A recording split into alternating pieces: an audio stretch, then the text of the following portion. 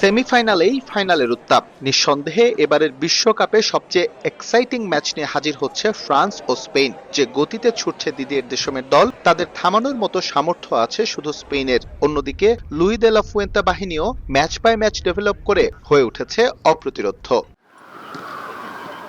একেবারে শিয়ানে শিয়ান টক্কর বলতে যা বোঝায় তাই নিয়ে হাজির হচ্ছে এই ম্যাচ। তারপরও যদি র্যাঙ্কিং করতে হয় তাহলে স্পেনের তুলনায় ফ্রান্স কিছুটা এগিয়েই থাকবে কিলিয়ান এমবাপের অতিমানবীয় পারফরম্যান্সের জন্য। ৮ গোল করা এই স্ট্রাইকার আছেন লিওনেল মেসিকে টপকে বিশ্বকাপের অল টাইম স্কোরার হওয়ার অপেক্ষায়।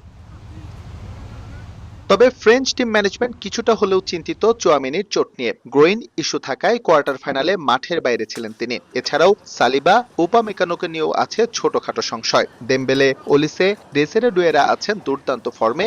সব মিলিয়ে তৃতীয় দল হিসেবে টানা ৩টি ফাইনালের অপেক্ষায় এখন ফ্রান্স।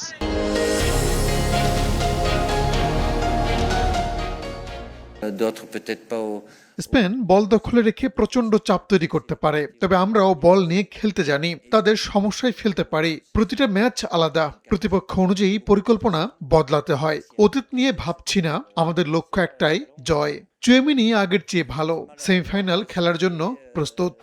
ফ্রান্সকে অপ্রতিরোধ্য ভাবা হলেও স্প্যানিশ দুর্গে তারা বড্ড অসহায়। ২০২৪-এর ইউরো সেমিফাইনালে উঠতে থাকা ফরাসিদের হারিয়েই শিরোপার পথ সুগম করেছিল স্পেন। এছাড়াও গেল বছর নেশনস লিগে ফ্রান্সকে হারানোর সুখস্মৃতি আছে তাদের। আর এসব আত্মবিশ্বাস থেকেই হয়তো প্রতিপক্ষকে বড় হুমকি দিয়ে রেখেছেন লামিন ইয়ামাল।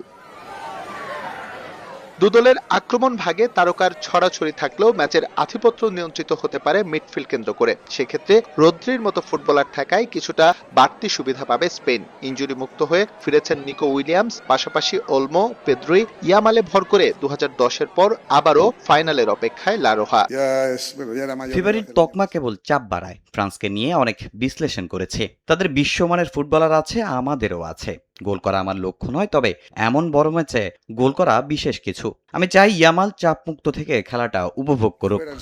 এখন পর্যন্ত মুখোমুখি পরিসংখ্যানও ফরাসিদের চেয়ে এগিয়ে স্পেন। দুদলের ৩৮ দেখায় ফ্রান্সের ১৩ জয়ের বিপরীতে স্পেনের জয় ১৮টি, বাকি ৭টি ম্যাচ হয়েছে ড্র। এস এম ইকবাল, সময় সংবাদ, যুক্তরাষ্ট্র।